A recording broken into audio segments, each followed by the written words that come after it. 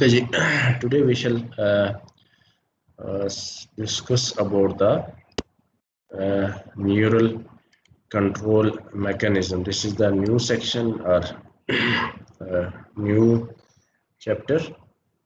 So uh, before moving to the neural control mechanism, first of all, we should have an idea about the uh, structure of the nervous system or the structural and functional unit of the nervous system.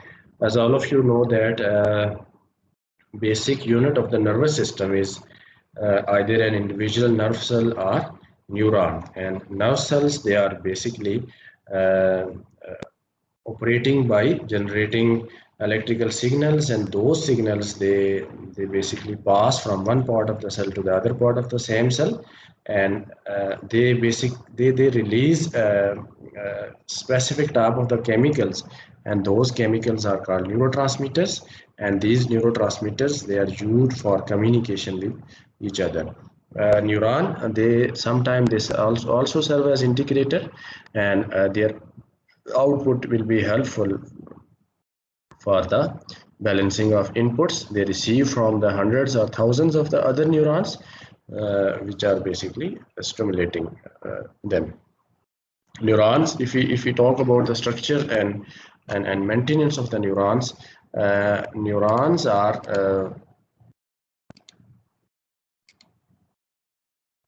variety of the size and shapes, and most of them they have four parts. The first part is cell body, then they have dendrites, they have axon, and they are also having an axon terminal. uh, in other types of the cells, if we talk about the cell body is having nucleus and ribosomes as well.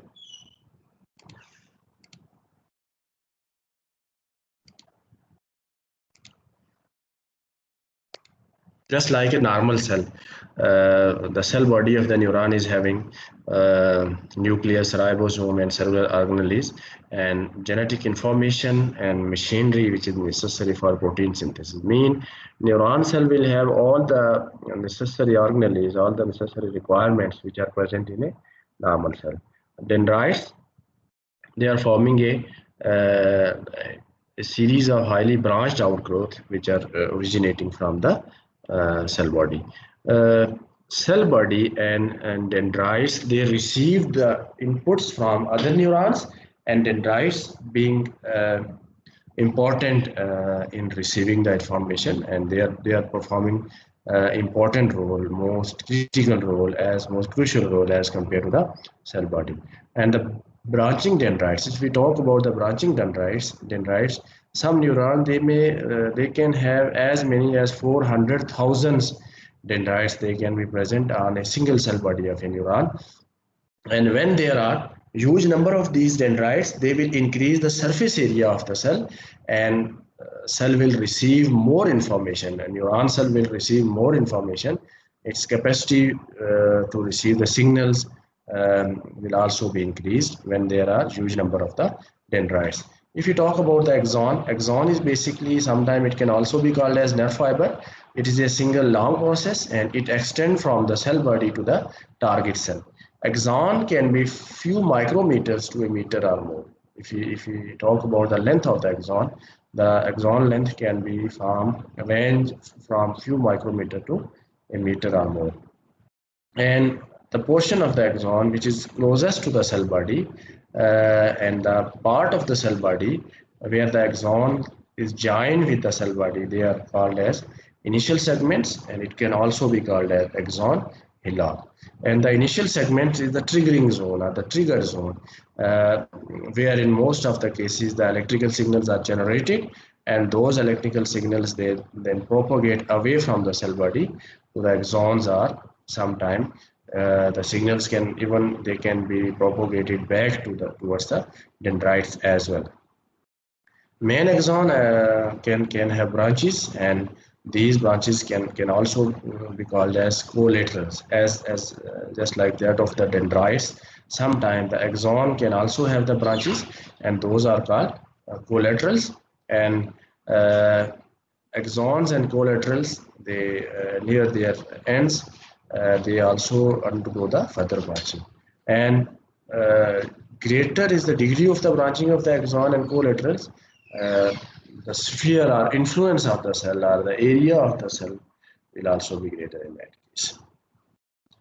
The chemical messengers which are produced by the axon, they diffuse an extracellular gap to the cell opposite to the terminal, and some neurons, they release their chemical messenger,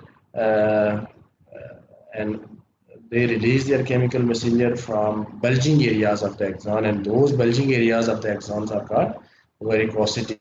These are the bulging areas of the axon from which the axon release specific type of the chemicals. Uh, if we talk about the function of the nerve cells, different functions are performed by these nerve cells because they are distributed in various membrane-bound channels and pumps, as well as in other molecules and organelles. They are having the nerve cells.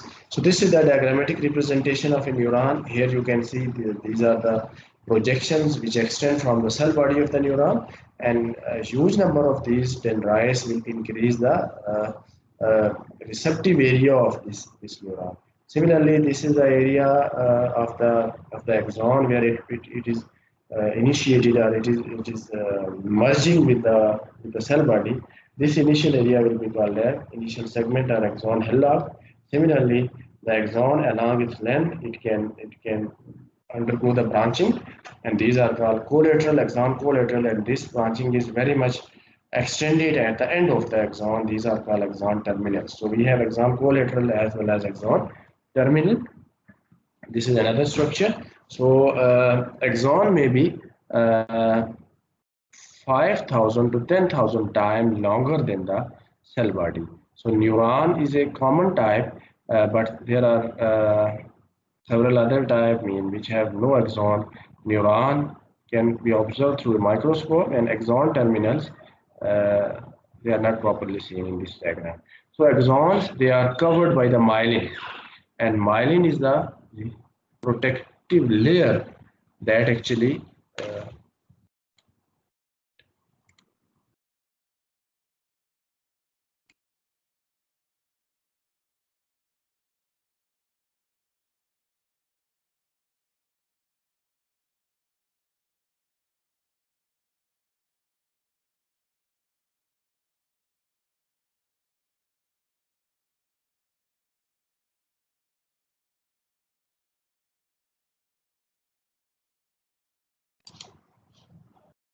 so the axons, they are covered by a sheath or a covering that is called myelin. Myelin is consisting of 220 to 200 plasma membranes wrapped around the axon, and they are wrapped around by a nearby supporting cell.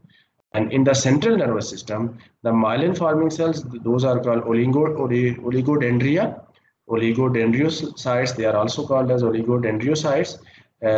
This is basically a type of neuroglia, or simply glial cells. We shall discuss the glial cell in upcoming slides. And in the peripheral nervous system, these myelin forming cells, they are called Schwann cell. So you should differentiate between the myelin forming cells in the central nervous system. They are called oligodendroglia or oligodendrocytes, and in the peripheral nervous system, these myelin forming cells, they are called Schwann cells. And the space between the adjacent sections of the myelin, where the axon plasma membrane is exposed, they are called nodes of Renwire. As all of you know that axons are having specific areas where no myelin covering is there, and those areas are called nodes of Renwire. So myelin sheath, what is the function of the myelin sheath? Myelin sheath, basically it enhances the speed of the electrical signals, and it also conserve the energy. Energy is basically conserved in the axon because of this insulating layer which is called myelin sheath. Sometimes various organelles and material,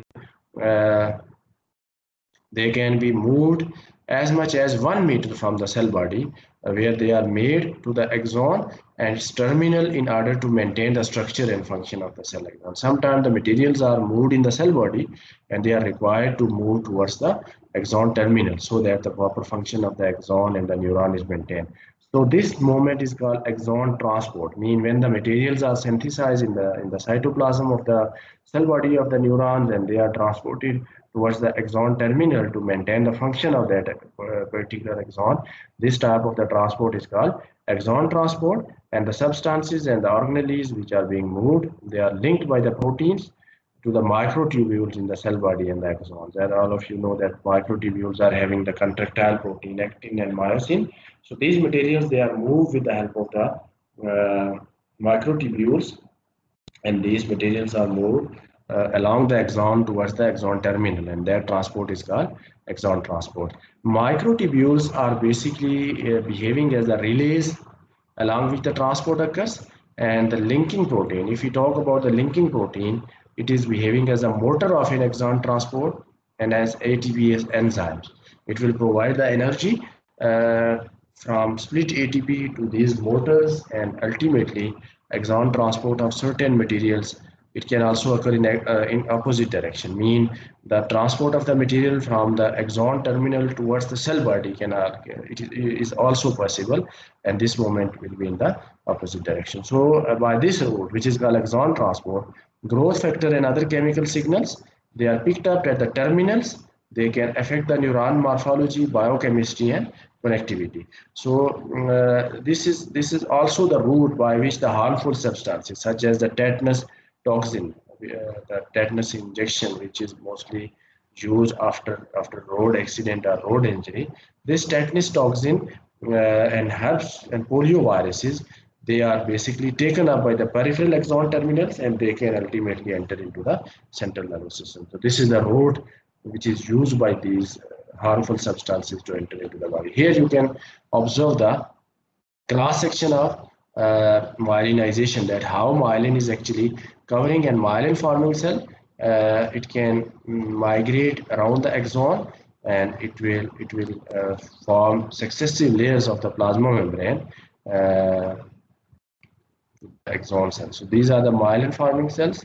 This is the axon. These are the myelin forming cell, and these myelin forming cell, they will produce the multiple layers around this axon. So here you can see that these axon, they are covered by these myelin forming cells. They are forming multiple layers, and lateral processes, maybe myelin forming cells are separated by small space. Here you can observe that these are the small spaces where no myelin is present. Those spaces are called.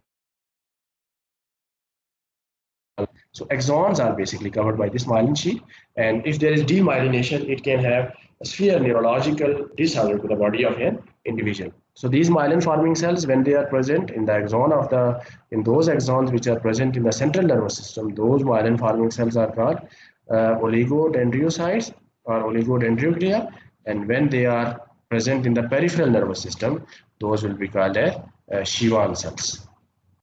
This is basically a myelinated neuron, and in the B section, adjacent myelin forming cells, they are separated by a small space.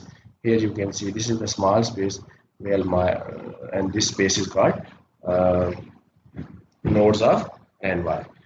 Then we have three functional classes of the neuron. Neurons can be divided into three functional classes. One are called afferent neurons, then efferent neurons, and interneurons. Afferent neurons, they basically convey the information from the tissue and organs of the body to the central nervous system. And efferent neuron, they release the information, or they transmit the electrical signals from the central nervous system to the effector cells, and effector cells mostly in our body are the glands and muscles, and interneurons connect neuron within the central nerve. So it means that over afferent nervous systems, over afferent neurons, they are innervated or they are stimulating our receptors of the body, and efferent neurons are innervating the effectors of the body. Whereas if we talk about the interneurons are present mainly in the brain, and they are behaving as an interlink between the afferent neuron and efferent neuron. So afferent always mean towards, the information which are carried towards the brain with the help of those neurons, those are called afferent neuron, and efferent mean away. The information after their integration and interpretation, it will be relayed, it will be transmitted towards the certain effectors of the body, and normally the effectors in this case they are muscles and glands. So as a rough estimate, each efferent neuron which is entering the central nervous system, there are 10 efferent neurons and 200,000 interneurons. So this is very huge number, that for a single efferent neuron which is receiving the information from the receptor cells and which is relaying those information towards the brain. In the brain there are 200,000 interneurons that may be innervated by this single efferent neuron, and there are 10 efferent neurons that could be innervated by this efferent neuron. So there is huge coordination. So most of the neurons in the central nervous system, they are interneurons. At their peripheral ends, the ends which is away from the central nervous system, one is called proximal and other is called distal, or you can also use the central and peripheral. So central mean near or in center, and peripheral mean away. So at their peripheral ends, the end which is farthest from the central nervous system, efferent neuron, they are having the sensory receptors which respond to physical or chemical changes in the environment, and they respond by causing electrical signals, by generating the electrical signals in the neuron. The receptor region, it is a specialized portion of the plasma membrane, and it is closely associated with the neuron ending. So this receptor should be differentiated from the receptor which we have discussed in the previous chapter. That receptor is basically the protein, and that receptor is innervated by the ligand. But this receptor is basically specific type of the detector cells which are present on plasma membrane or any other part. So the receptor has two distinct meaning, one defined here and the other referring to the specific protein that we have discussed in previous lecture. That with that receptor protein, a chemical messenger combines and a response is produced on the cell, which is called what we have called that as signal transduction pathway. So efferent neurons, they propagate the electrical signals from their receptors into the brain or spinal cord. Efferent neurons are different in the sense that they have single process, usually considered to be an axon, and after leaving the cell body, the axon divide one branch, the peripheral processes ends at the receptor. So it means efferent neurons are having normally they are having a single axon, and after leaving the cell body, the axon, it also undergo the branching. The axon divides one branch, and that peripheral branch or the process that basically innervates our receptor. The other branch, this is called central process, is enter into the central nervous system to form junction with the other neuron. And as I have told you that in brain, the other neurons are mostly the interneuron. For efferent neurons, cell body and the peripheral processes of the axons are outside of the central nervous system, and only a part of the central nervous system and only a part of the central process enters the brain or the spinal cord. It means efferent neurons are mostly present outside the central nervous system. Only a small portion of the efferent neuron can reside within the central nervous system. The cell bodies and dendrites of the efferent neurons are within the central nervous system because they are connected with the interneuron, but the axon of the efferent neuron, it extends out into the periphery where they are innervating certain types of the muscles and glands which are collectively called as effector cells. So axon, both the efferent and efferent neuron, except for the small part in the brain or the spinal cord, they are forming the nerves of the peripheral nervous system. Mean axons are normally present in the peripheral region, not in the central region. So nerve fiber is a single axon, and nerve is a bundle of the axon. So this is the difference between a nerve fiber and nerve. Nerve is a bundle of the axon. Collectively that is called nerve, and nerve fiber is a single axon. So these nerves are bound together by connective tissue. Interneuron, as I have told you that interneurons, majorly it is present in the central nervous system. 99% of the neuron and wide range of the physiological properties, shape and function. Mean interneuron account for the 99% of the neurons, and they are normally present, they are majorly present in the brain portion. Number of the interneuron between certain efferent and efferent neurons, it varies, and it depends upon the complexity of the action, that how complex action is our brain or our central nervous system is going to perform.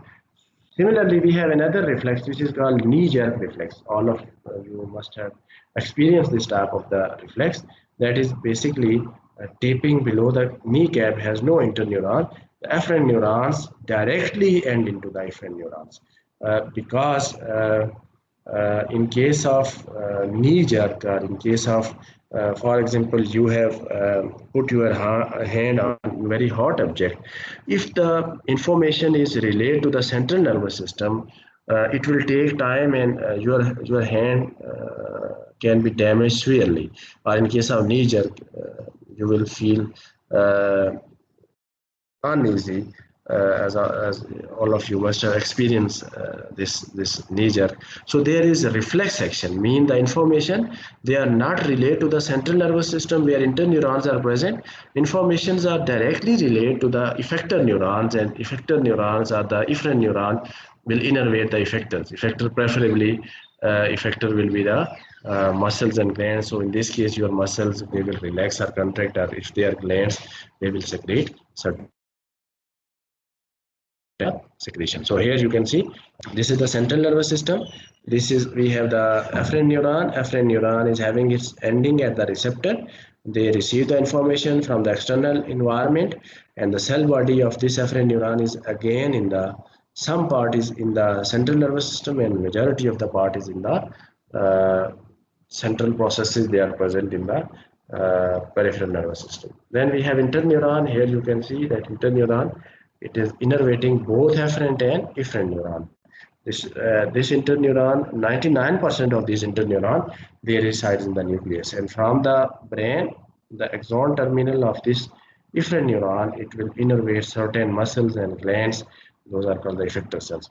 So here arrows indicate the direction of the transmission of the neural activity. Here you can see that the information are received from the external environment, and from the receptors the information are relayed to the central nervous system where there is interpretation, and via the interneuron the efferent neuron is innervated, and it will produce the cellular ultimate response. So these are the three functional classes of the neuron. So nerve fiber is a single axon, as I have told you, and nerve is a bundle of the axon.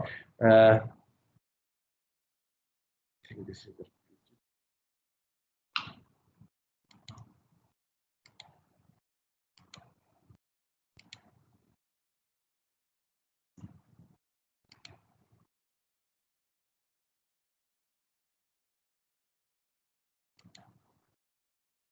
okay, stimuli which are invoking our memory or language, they may involve millions of the interneuron, because memory and language are concerned with the central nervous system. So in that case, the involvement of the interneuron will be very much there. Uh, for example, excitatory input, they may convert an excitatory input into an inhibitory input, or into no output at all. These are the functions of these interneurons. The mechanism used by interneurons, that we'll discuss in later sections. Characteristic of three functional classes of the neurons, they are summarized. Here you can see that there are three functional classes of the neurons. One of them are called afferent neuron. They transmit the information from into the central nervous system from the receptors at their peripheral end. Cell body and the long peripheral processes of the axons are the interperipheral nervous system. Only a short central processes of the axon enter into the central nervous system. Then second category we have efferent neuron. They transmit information out of the central nervous system. These are the efferent neuron, and they transmit the information out of the central nervous system, and the information will be relayed to the effector cells. For example, we have muscles, glands, and other neurons. Cell body and dendrites and small segment of the axons are in the central nervous system, but most of the axon is present in the peripheral nervous system. Then we have third category of the neurons. Those are called interneuron. Interneurons, they function as integrator and signal change, integrate groups of the afferent and efferent neuron into a reflex circuit, and they entirely lie within the central nervous system. 99% of the all neuron in the central nervous system, they are made up of the interneuron.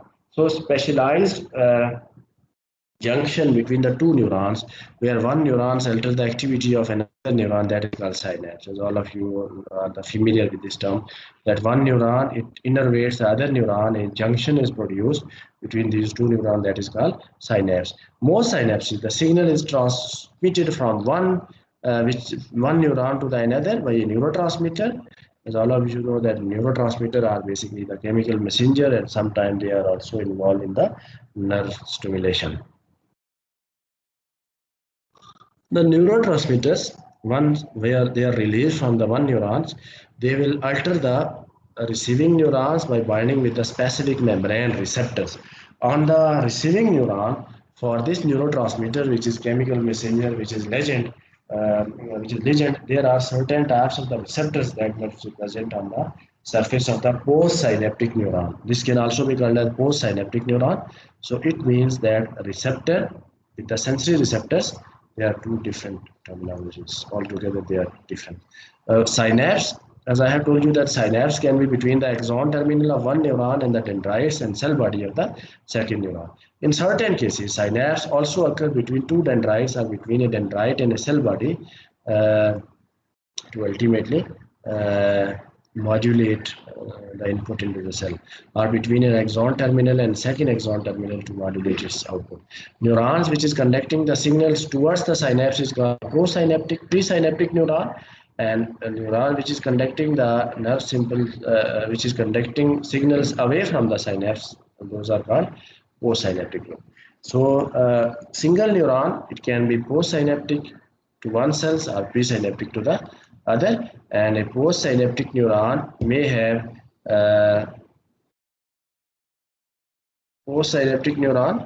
may have thousands of synaptic junctions on the surface of its dendrites and cell body, and signals from many presynaptic neurons, they can affect it.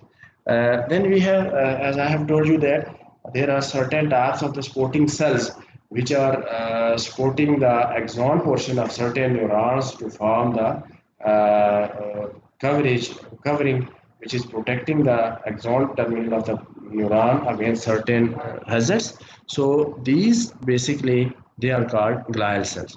Neurons only account about 10% of the cells in the central nervous system, and the remainders are in the central nervous system. They are also called as glial cells, or the neuroglia. So the neuron, as I have told you, that they extensively branches as compared to the glial cells, and neurons by volume 50% portion of the brain is occupied by the neuron. But in general sense, if you talk about the glial cells are 90% there, but neurons, because of their structural diversity, they are covering the major portion of the brain. 50% portion of the brain is and the spinal cord, that is covered by these neurons. Glial cells, they physically as well as metabolically, they protect the neurons, and some glia and oligodendroglia, they also form the myelin covering of the central nervous system axon. A second type of the glial cells, which are called astroglia. Astroglia, they will help in regulate the composition of the extracellular fluid in the central nervous system by removing the potassium ions and neurotransmitters around the synapse. So astroglia are basically involved in controlling the composition of the extracellular fluid in the central nervous system.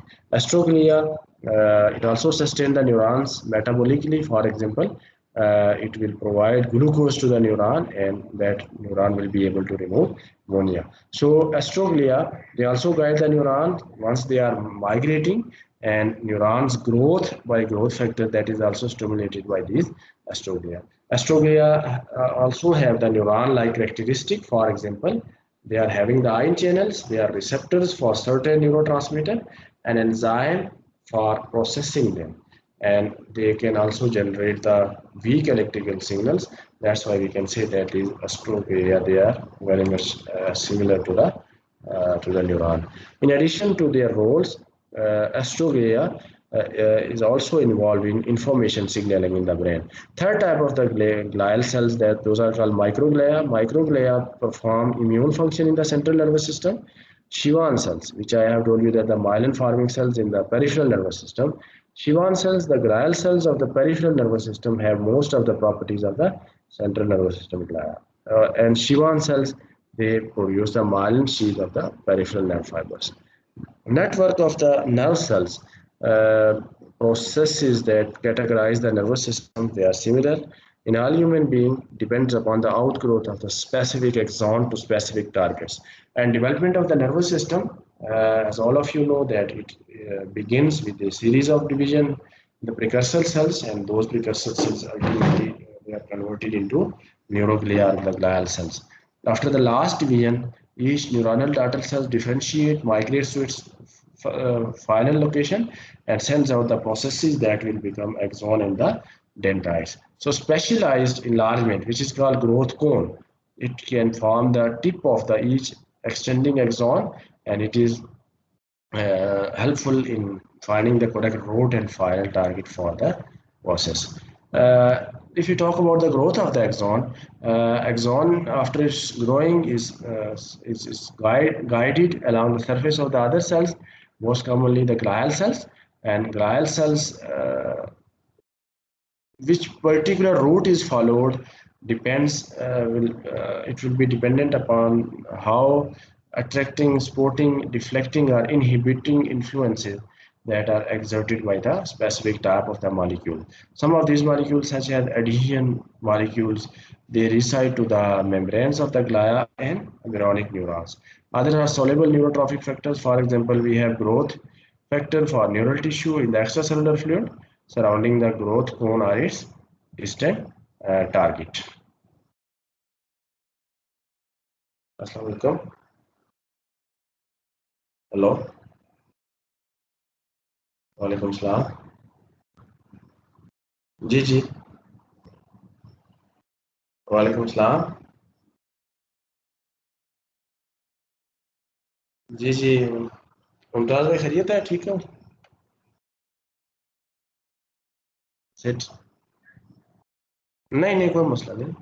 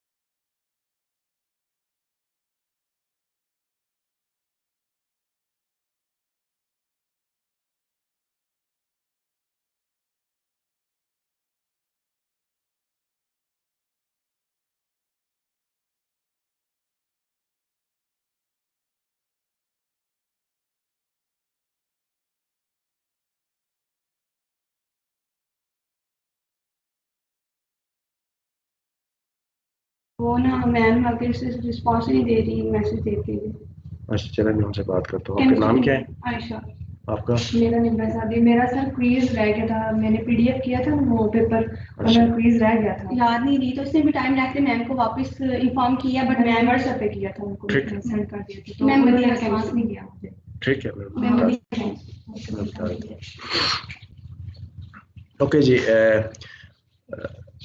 as during the early stage of the development, if there is use of the drugs and radiation or malnutrition, they can have the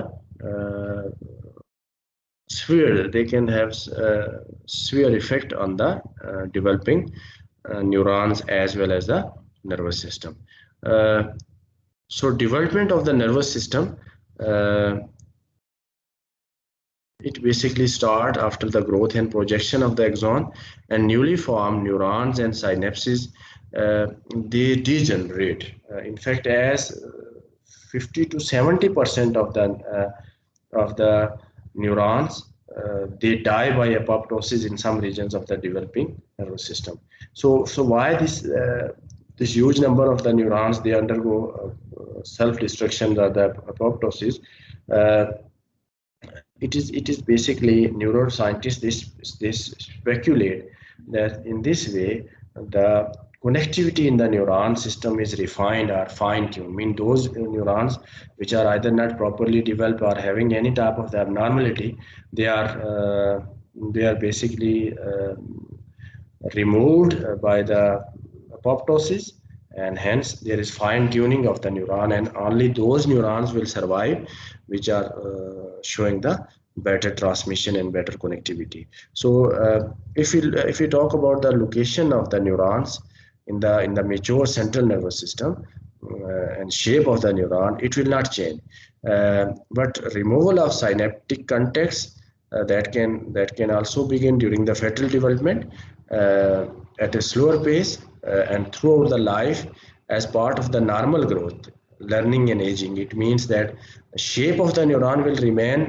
more or less same, but synapse destruction and as well as synaptic contacts uh, during fetal development, that will continue, and throughout the life it will continue with the learning and with the aging.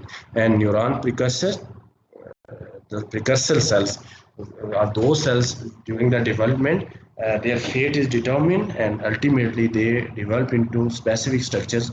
So those precursor cells which are involved in the formation of the central nervous system, their differentiation and their division is largely completed even before the birth and after early infancy. So new neurons, they are formed at very slower pace. That's why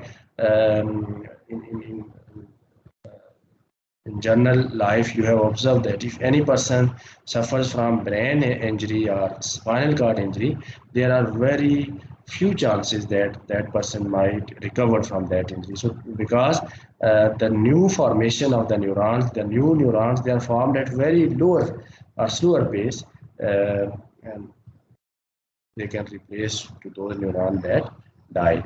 If you talk about the axon, severed axons or the damaged axon, they can repair themselves, but their significant function uh, regain, it is only dependent upon the damage, that where the damage occurs, either outside the central nervous system, and the neuron cell body is also intact there. If the only the axon is damaged, and the portion of the axon that is damaged, that is severed, that lies outside the central nervous system, then the chances are there that the axon and whole neuron can repair itself. But if the damage is in the cell body portion of the neuron, and axon portion or the damaged axon lies in the central nervous system, then there are few chances, very very little chances that that neuron might or the axon might repair. So after repairable injury, the axon segments that will be separated from the cell body, it will start to degenerate. The proximal part of the axon, which is attached to the cell body, it will give rise to a growth cone, and from this growth cone, which grows out to the effector organs. In some cases, the function may be restored, but there are very few chances of the repairing of the sphered axon or sphere neuron. Sphered axon, if they are present in the central nervous system, they try to sprout out, they try to project out their growth cone, but significant regeneration of the axon, that is impossible in damaged sites when they are present in the brain. And there are no well documented report for significant function return.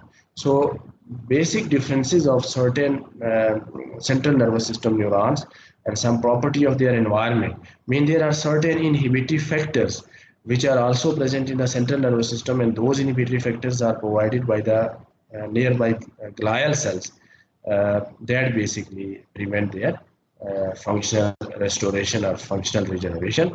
In human, if we talk about the spinal injuries, uh, and if the neurons are crushed rather than the cut, and the axons are intact, then their function can be restored. So primary problem is self-destruction. Mostly the damaged neurons, they undergo self-destruction, and that is stimulated by oligodendroglia, oligodendrocytes. And these cells, when they die and their associated axon lose their myelin core, the axon will not be able to transmit the information correctly and effectively. So it means the scientists, they are trying to provide an environment in which the axonal regeneration is supported in the central nervous system. They are creating the tubes, and those tubes are used for supporting the regrowth of the damaged axon. And similarly, that is used the axon, redirecting the axon to regions of the spinal cord that lack the growth inhibiting factors, preventing apoptosis of the oligodendrocytes, so myelin can be maintained, and hence the neurotrophic factors are supplied to the damaged tissue, and recovery of the damaged tissue that could be supported. Similarly, attempts are also being made to restore the functions of the damaged the diseased brain by simply inducing the precursor cells which are isolated from during the early developmental stage, and when they are induced into the damaged brain, damaged or diseased brain, that will develop into the new neuron. New neurons can be developed, and missing neurotransmitter or neurotrophic factors can be replaced in that case. Similarly, piece of fetal brain or tissues from the patient that produce the that need to produce the neurotransmitter or growth factors, that can also be implanted into the damaged tissue of the patient. So fetal tissues, pieces of fetal brain, they can also be used. That is called implantation. For example, if we talk about the adrenal medulla, this is one of the gland. It produces the hormone adrenaline or noradrenaline, which can also be called as uh, epinephrine and norepinephrine. They synthesize and secretes chemicals, some of them similar to some of the neurotransmitters which are present in the brain. So you can also use the adrenal medulla portion. So pieces of the patient's own adrenal medulla, if they are inserted into the damaged part of the brain, the pieces, they will continue to secrete these chemicals, and they will provide the missing neurotransmitter. Normally, as I have told you, that adrenal medulla, it produces the adrenaline and noradrenaline. So mechanism by which neuron and synapses function, we will discuss these mechanism of the function. This was basic about the structure of the neuron. In upcoming lecture, we shall discuss the mechanism of the function of the synapse as well as the neurons. Okay, so this is all about for today. Clear hai?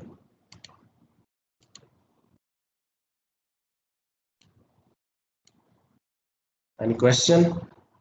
If you have any question, you can ask this.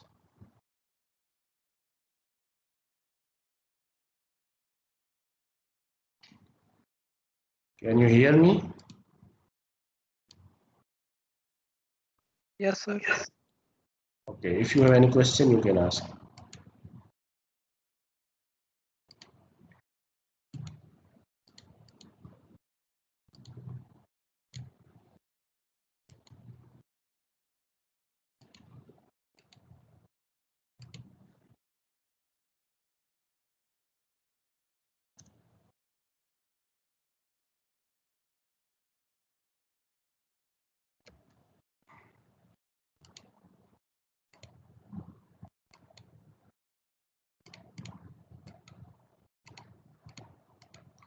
Okay, ji, Anila Siddiq.